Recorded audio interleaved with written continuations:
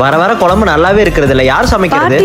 பாட்டியா? இனிமேல் பாட்டி சமைக்க வேண்டாம்னு சொல்லு. நீ சமைச்சாங்கன்னு உன்னதான் கேட்பேன். ஐயோ பாட்டி கையெடுத்துட்டாங்க. ஐயோ பாட்டி சொன்னா கேக்குறது இல்ல. ஃபர்ஸ்ட் அங்கிருந்து போங்க. நம்மளுக்கு என்னாச்சுன்னு பார்க்காம நம்மளையே திட்டுறான்.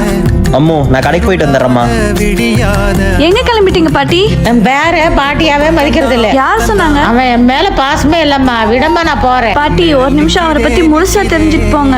சின்ன காயங்கனால பரவாயில்ல, இது பெருசதாச்சும் ஆயிருச்சுன்னா ஐயோ இனிமேல் பாட்டி எதுவுமே செய்ய விடாம பாத்துக்கணும். ஏங்க நான் சமைச்சது எப்படி இருக்கு? நல்லா இருக்குமா. என்னங்க அவ்வளவுதானா?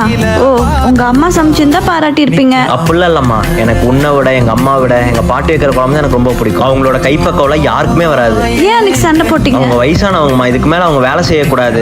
பாட்டி சொன்னாலும் கேட்க மாட்டேங்கிறாங்க, அது அப்படி சொன்னேன். இப்ப கூட உங்களுக்கு தான் பாட்டி மருந்து வாங்க போயிருக்காரு. பாட்டி என்னாச்சு? டேய் நான் வேலை பார்க்கலன்னா இதெல்லாம் யார் பண்ணுவாங்க? அதுக்கு தான் நீங்க ஒருத்தி வச்சிருக்கேன். ஏய்